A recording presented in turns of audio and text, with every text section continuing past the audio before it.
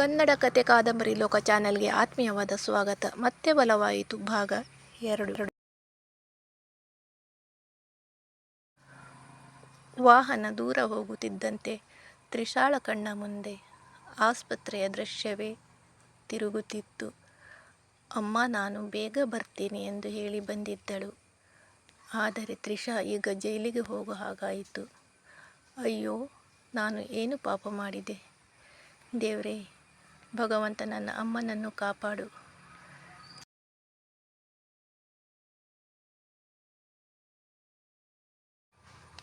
ನನ್ನ ಅಮ್ಮನಿಗೇನು ಆಗಬಾರದು ಅಂದುಕೊಳ್ಳುತ್ತಿದ್ದಳು ತ್ರಿಷಾ. ಆದರೆ ಮತ್ತೆ ತಾಯಿಯನ್ನು ನೋಡುವ ಅವಕಾಶವೇ ಸಿಗಲಿಲ್ಲ.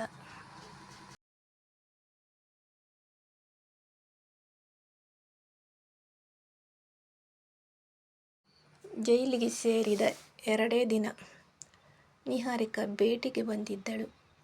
ಅವಳ ಕಣ್ಣುಗಳು ಕೆಂಪಾಗಿದ್ದವು, ಮುಖಪೂರ್ತಿ ಕಣ್ಣೀರಿನ ಗುರುತು. ನಿಹಾ, ಅಮ್ಮ ಹೇಗಿದ್ದಾಳೆ ಎಂದು ತ್ರಿಷಾ ಆತಂಕದಿಂದ ಕೇಳಿದಳು. ನಿಹಾರಿಕಾ ಉತ್ತರ ಕೊಡಲಿಲ್ಲ.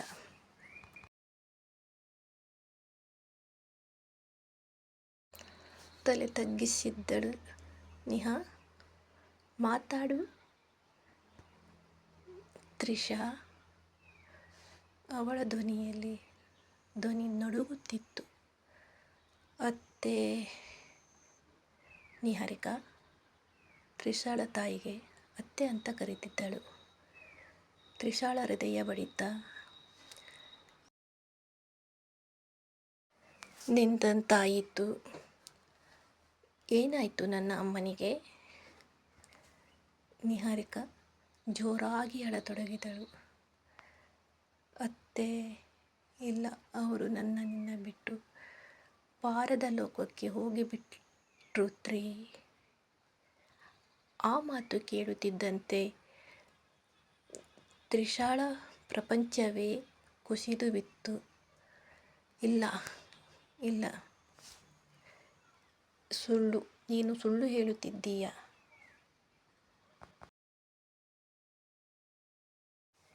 ನಾನು ನಂಬಲ್ಲ. ನನ್ನ ಅಮ್ಮ ನನಗೆ ಏನೂ ಆಗಲ್ಲ ಅಂತ ಹೇಳಿದ್ದಳು. ನನ್ನನ್ನು ಬಿಟ್ಟು ಹೇಗೆ ಹೋಗೋಕ್ಕೆ ಸಾಧ್ಯ?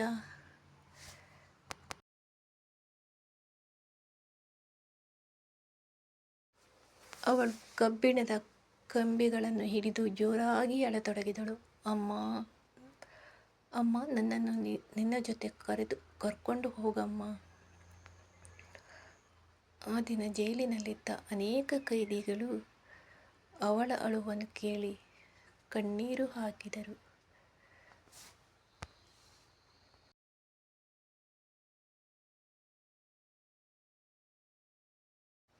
ಯಾಕೆಂದರೆ ಅವಳು ಅಪರಾಧಕ್ಕಾಗಿ ಅಳುತ್ತಿರಲಿಲ್ಲ, ತನ್ನ ಪ್ರಪಂಚವನ್ನೇ ಕಳೆದುಕೊಂಡ ನೋವಿಗೆ ಅಳುತ್ತಿದ್ದಳು.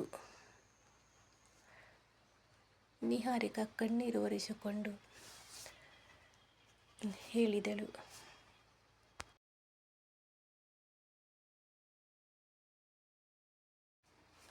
ಸಾಯೋ ಮುಂಚೆ ಅತ್ತೆ ಒಂದು ಮಾತು ಹೇಳಿದ್ರು.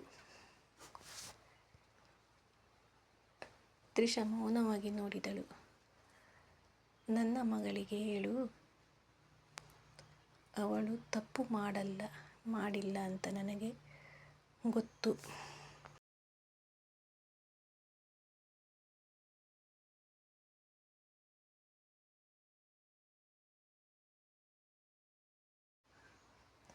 ಅವಳು ಒಂದು ದಿನ ಖಂಡಿತ ಹೊರಗೆ ಬರುತ್ತಾಳೆ. ಅವಳು ಅಳಬಾರದು, ಅದು ತಾಯಿಯ ಕೊನೆಯ ಮಾತು.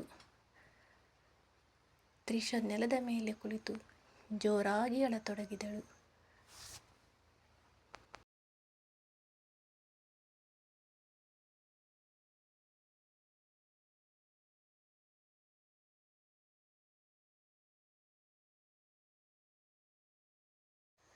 ಆ ದಿನದ ನಂತರ ಅವಳು ಮೊದಲಿನ ತ್ರಿಷಾ ಆಗಿರಲಿಲ್ಲ.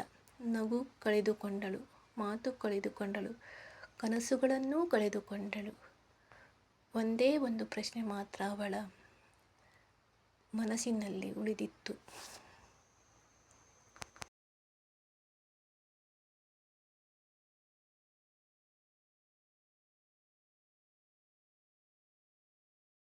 ನನ್ನ ಜೀವನ ಹಾಳು ಮಾಡಿದ ಭರತ್ ಎಲ್ಲಿದ್ದಾನೆ? ಅದೇ ಸಮಯದಲ್ಲಿ ನಗರದ ಹೊರವಲಯದ ತನ್ನ ಐಷಾರಾಮಿ ಬಂಗಲೆಯಲ್ಲಿ ಭರತ್ ಶೆಟ್ಟಿ ಹೊಸ ವ್ಯವಹಾರ ಆರಂಭಿಸಿ ಸಂಭ್ರಮಿಸುತ್ತಿದ್ದ.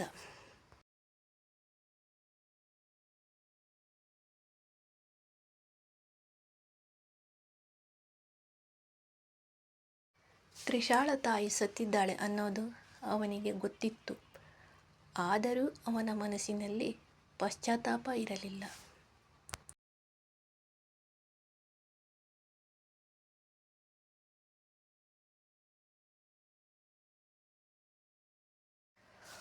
ಒಬ್ಬಳು ಹೋದರೆ ಏನು, ನನ್ನ ಜೀವನ ಚೆನ್ನಾಗಿದೆಯಲ್ಲ ಎಂದು ನಗುತ್ತಿದ್ದ. ಆದರೆ ಅವನಿಗೆ ಗೊತ್ತಿರಲಿಲ್ಲ,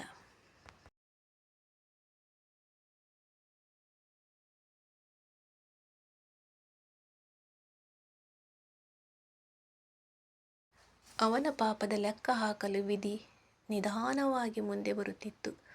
5 ವರ್ಷಗಳ ನಂತರ ಅದೇ ಕೇಸ್ ಮತ್ತೆ ತೆರೆದು ಲೋಹಿತ್ ಎಂಬ ಅಧಿಕಾರಿ ಅವನ ಜೀವನಕ್ಕೆ ಪ್ರವೇಶಿಸಿದ್ದ.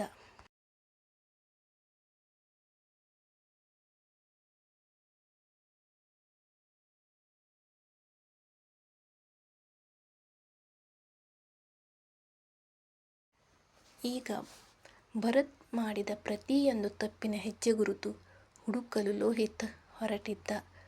ಮತ್ತು ಮೊದಲ ಸಾಕ್ಷಿ ಭರತ್ ಕೊಟ್ಟಿದ್ದ ಆ ಸೂಟ್ಕೇಸ್ ಮೇಲಿದ್ದ ಅಪರಿಚಿತ ಬೆರಳಚ್ಚು.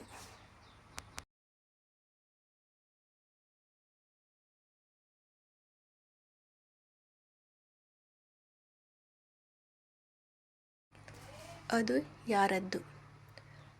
ಭರತ್ ಜೊತೆ ಕೆಲಸ ಮಾಡಿದವರು ಯಾರು?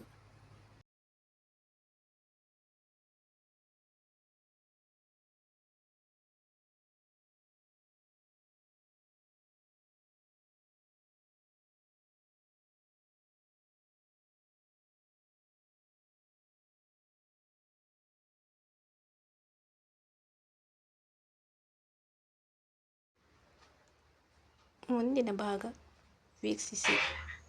ನಿಮ್ಮ ಅಭಿಪ್ರಾಯದ ನಿರೀಕ್ಷೆಯೊಂದಿಗೆ GRB. ಈ ವಿಡಿಯೋ ಇಷ್ಟ ಆಗಿದರೆ ಲೈಕ್ ಮಾಡಿ.